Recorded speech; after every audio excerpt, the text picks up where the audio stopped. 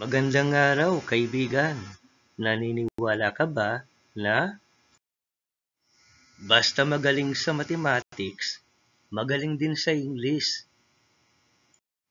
At ito ang patunay, pare ko, magbibigay ako ng question.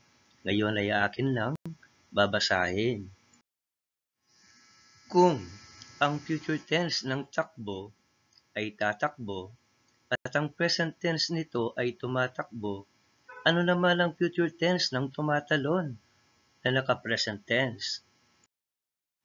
At siyempre, pare ko'y, sisimulan na natin ang solusyon.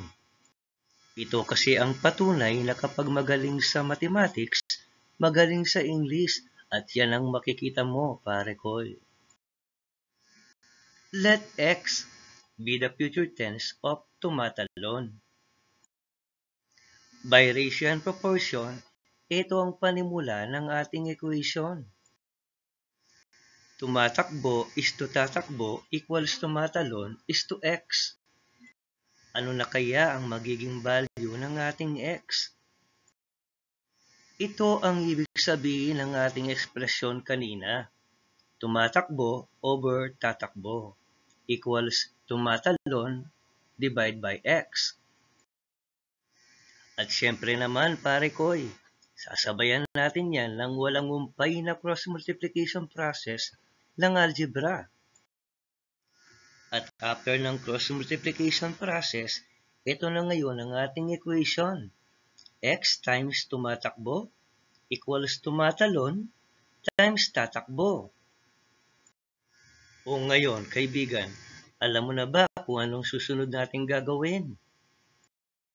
Siyempre naman, pare ko'y, divide both sides of the equation by tumatakbo. Kaya pare ko, ito na ngayon ang ating equation. X times tumatakbo divide by tumatakbo equals tumatalon times tatakbo divide by tumatakbo. At syempre kaibigan, sasabayan pa natin yan ng law of cancellation. Sa left hand side ng equation, pareho natin kakanselain ang tumatakbo. At sa right hand side ng equation, kita mo naman pare ko'y, pareho natin kinansela ang tuma. At syempre sa panguli, pare ko'y, meron pa tayong kakanselain. Ano naman ito? At syempre naman pare ko'y, wala nang iba pa kundi ang takbo. So ngayon, ano na lang ang mga natira?